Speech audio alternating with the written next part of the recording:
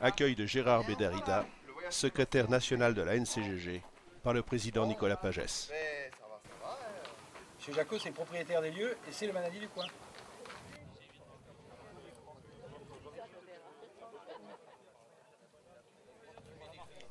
L'équipe de la C3G a décidé de fêter les 10 ans d'existence de l'association dans la plus pure tradition camarguaise, en réunissant ses invités et ses membres sur la manade des Corrèges, à Bellegarde.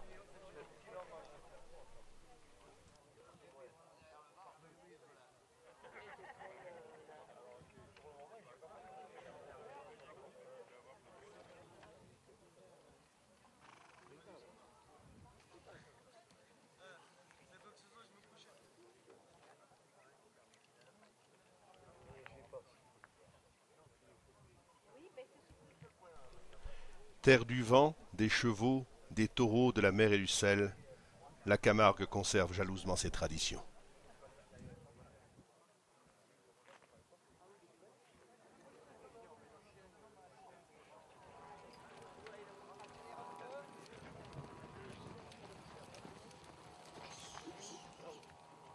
Bonjour.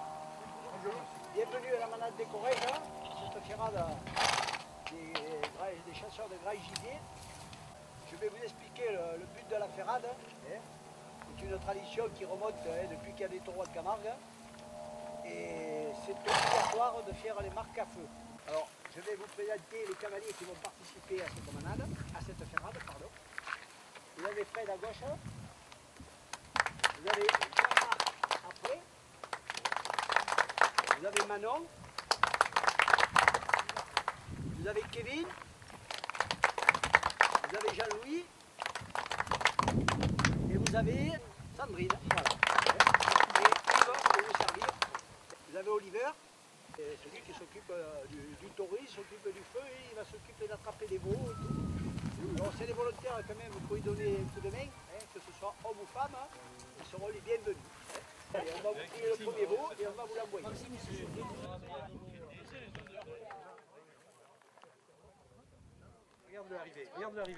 Les chasseurs gardois de grand gibier, souvent issus du pays, sont des aficionados avertis des traditions taurines. Ils commentent généreusement chaque événement. Voilà.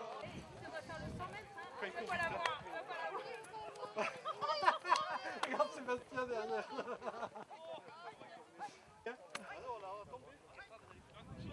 Je vais tomber, mais qu'est-ce que vous voulez d'être empaillé? Ah, il repart. Non, ça y est, non, oui. Regarde, j'arrive. Cassez-vous, allongez, bougez plus.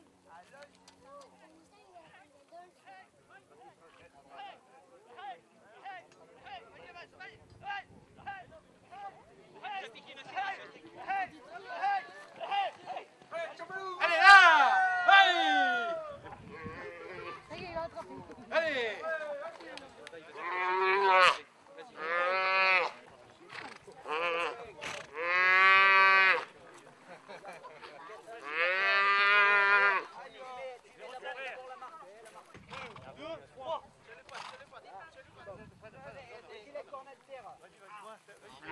Corne par terre.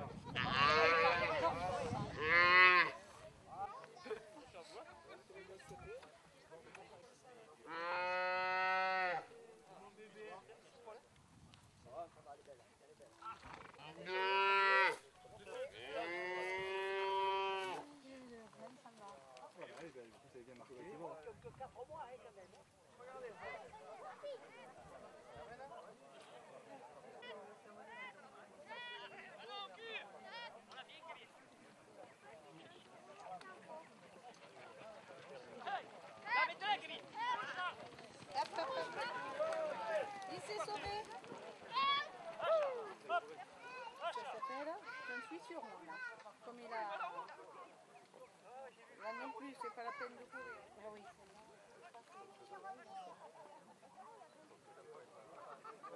C'est pas évident, hein, je suis là.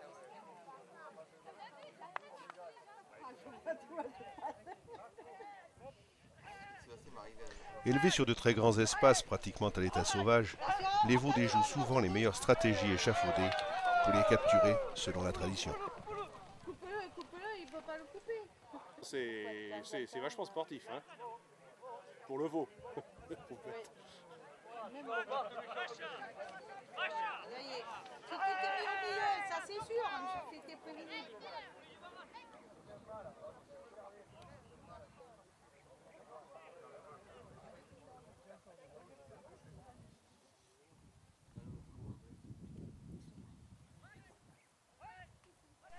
Le final consiste à présenter l'ensemble de la manade en un passage judicieusement dirigé vers les spectateurs. Ça y est, c'est une barre.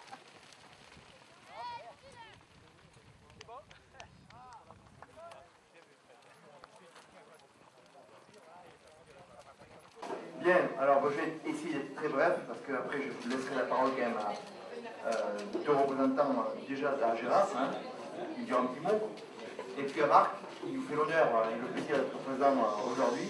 Et ça nous fait bien plaisir d'avoir aussi la fédération à nos côtés aujourd'hui. Donc, rapidement, un rapide historique de ces 10 ans. Alors, 10 ans d'association d'AC3G, c'est quand même 10 ans de bonne humeur, de joie et bien sûr de travail. L'aventure de la C3G, elle a commencé sur les contre-tours de l'Éguel, il y a un peu plus de 10 ans, et où à l'époque j'ai rencontré un passionné, qui est devenu un ami, monsieur Jean-Paul Tolfin, qui m'a mis le pied à l'étrier, qui m'a commencé à me parler de l'NCGG. Donc, cette idée a germé. Par la suite, j'ai rencontré encore un autre passionné, Michel Roucher, qui on passe le brevet, et puis après on monte l'association dans le Gard, et c'est ce qu'on a fait. On a passé le brevet en avril 2000 à Mende, c'est d'ailleurs un symbole, puisqu'on l'a passé ensemble, et c'est Jean-Claude qui me l'a remis. Et donc l'aventure AC3G a commencé. Alors elle a commencé avec l'appui bien sûr de la fédération. Par la suite, donc, le premier objectif a été de mettre en place le brevet Grand Gibier. Je suis quand même heureux de vous dire qu'on a passé les 100 brevetés sur le département depuis 10 ans. Il faut retenir ces 10 ans, c'est déjà avoir réussi à avoir des objectifs, on les a réussis. Mais surtout, et ça je voudrais vous remercier, l'ensemble des personnes qui m'entourent, le bureau et les membres de l'association, notamment le bureau. Merci pour le bureau parce que c'est eux qui font l'association.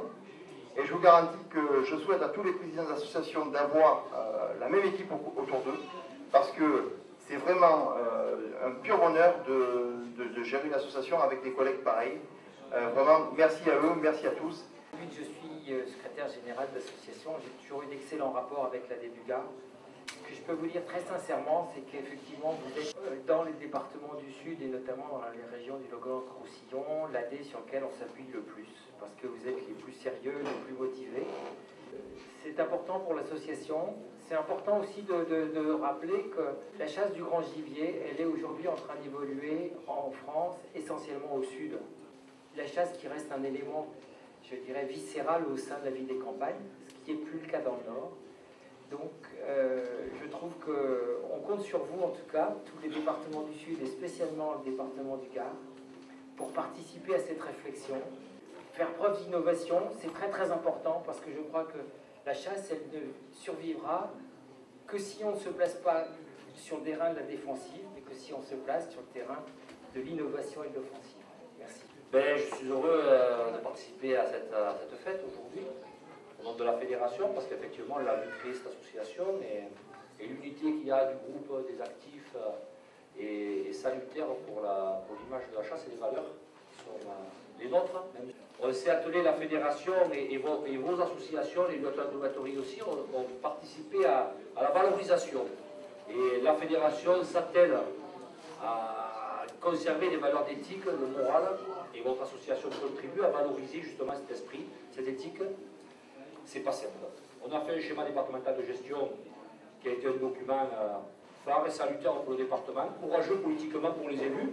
Le plan national de régulation du sanglier, pour nous, a été pris comme, pour moi, est pris comme une offense au milieu synergétique. Excusez-moi le terme, mais on a bradé les intérêts des chasseurs par le plan national de régulation du sanglier. Il faut laisser la confiance aux locaux pour régler les problèmes. Et puis après, effectivement, si les gestionnaires locaux n'arrivent pas, n'ont pas la capacité de faire, n'ont pas la volonté de faire, à ce moment-là, c'est aux instances départementales, voire aux services de l'État d'intervenir, et pas l'inverse. À quelle heure on reste là?